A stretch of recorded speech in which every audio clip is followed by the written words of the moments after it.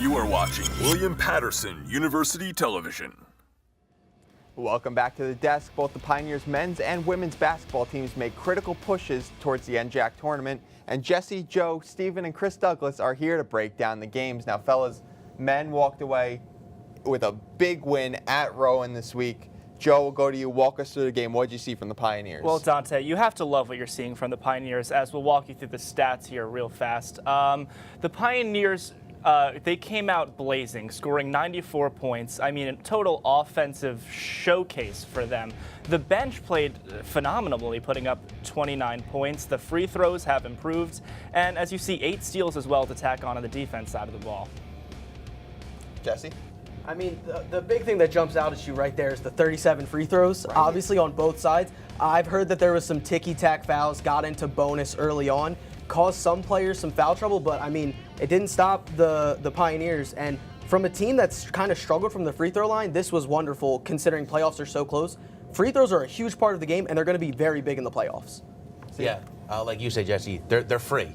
Free throws. These are the points that are going to extend your lead even further, and that's especially towards the end of the game. For me, the rebounding was pretty nice, and the biggest thing though, Rowan's third in the NJAC tournament, and we went into their house and took care of business. And there might be a good chance we're going to be playing them again in the near future in the biggest stage. So for me to see them go in there and do that, complete confidence booster. Chris, who on the court did really impress you from that game? Both players in the front court. Nazir Fields being one and Miles McLeod being another. Two completely different styles of play. Miles McLeod is your typical stretch 4, knocked down 3 threes, tallied 19 points, 8 rebounds. That's fantastic. That was his third game with at least 3 three-pointers. Having a power forward that can stretch the floor like that's fantastic. Nazir Fields is your typical 5. Grabbing rebounds was 20 and 11, had 16 in the first half in this game. Huge in a clinching game. These guys stepped up big time, and that's a huge advantage going into the NJAC tournament. Now, an important game coming up for the Pioneers, going to TCNJ this Saturday. They have to show that they could play against higher seeded teams. Steven, take us through the Pioneers' last game against TCNJ. What went wrong? How can the Pioneers improve? Yeah, so TCNJ, it was a pretty clean game. They did bad, but it's got to be, really Dom Mignon is the man. But you look at the stats, we were dominated on every single asset of the floor. 79 to 57. We shot horribly, only 32%. We did beat them in steals. 3-point field goal percentage was horrible. We're usually a pretty good 3-point percentage team, especially when you have Sean Smith letting it fly. Miles McLeod, like you said, even Malcolm McLeod can get in on it. It was so bad. There was a fight in the game, like I said earlier. It was just probably the Pioneers' worst performance of the season. Chris? Yeah, the last time versus TCNJ, they were extremely outmatched. And TCNJ is a veteran team. They returned a lot of their players from last year. And that being said, William Patterson has a whole new turnover in their backcourt. So that game early on this season was a rough one for them. Joe? Definitely. If you look at the game, the Pioneers got out of the gate very slowly in that game. They were outscored, I believe, by over 20 points in the first half. So if the Pioneers want to win this game, you're going to have to look for them to come out the gate and start shooting more 3-point shots. If you looked at the graphic before, they only shot 20 shots from beyond the arc. That has to go up because that is part of their game plan, and that is what makes the Pioneers the Pioneers. Look, we did beat Rowan this past game, but we have struggled against good teams, and they're right up there in that mix. We could be anywhere from the 3 seed to the 6 seed. So according to everything, I mean, Dom Mignon's got to show out. He's been so inconsistent this year. 27 points against Stockton, followed it up next game with 10. He is our leader. As Chris said, the backcourt's young. He's a sophomore, but he is already the leader of this team. Sean Smith and him need to get on the same page. When we go in there, there is no excuse. We need to play up to them. Moving over to the women's team, they had a big game against Kane this week. Cougars pulled away late, took the win from the Pioneers. Chris, while we take a look at the footage and some stats, what did you see from the Kane game? Well, in the Kane game, it was another sloppy game from the ladies. They've dropped 2 in a row now after finishing January very strong. They won their last 3 in January. Thought they would bring some momentum into this month, but they actually did a pretty decent job in this game. If you look at CC Green backdoor layup.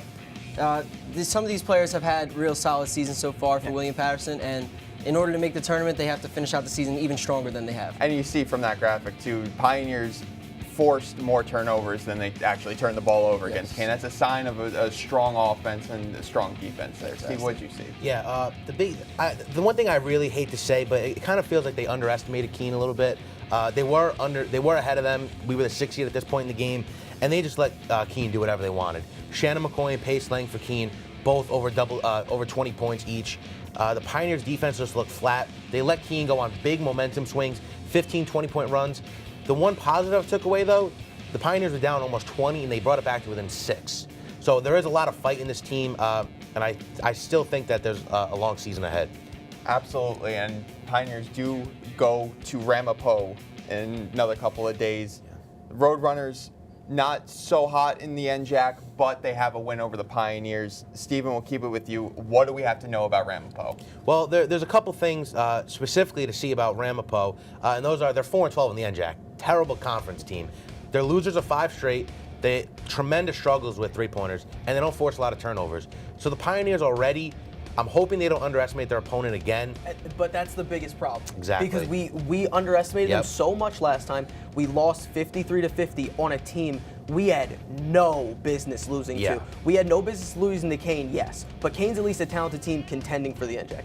Ramapo isn't, like, they're not. That we can't fall asleep on teams, and we're not good enough to just cakewalk through, because right now we're 2 games out and it doesn't look like the women are going to make the playoffs.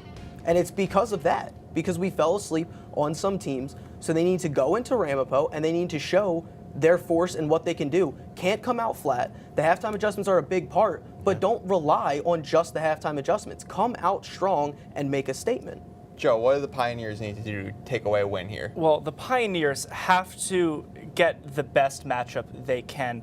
The Ramapo Roadrunners, they have a lot of trouble with shooting 3-point field goals, as do the Pioneers. So they have to try to figure out a way to force them to get the ball outside and force them to have to shoot those 3-pointers. And they also have to find a way to limit the turnovers. As we saw that Ramapo has trouble forcing the turnovers, the Pioneers have to really play smart and careful basketball, as we've seen that they could have, but they haven't, kept it up throughout the entire season. Absolutely, and the 3 of us will be on the call tomorrow for the Ramapo game. Good luck to all our Pioneers in the coming week. We'll keep it on the hardwood with the NBA right after the break. Keep it locked.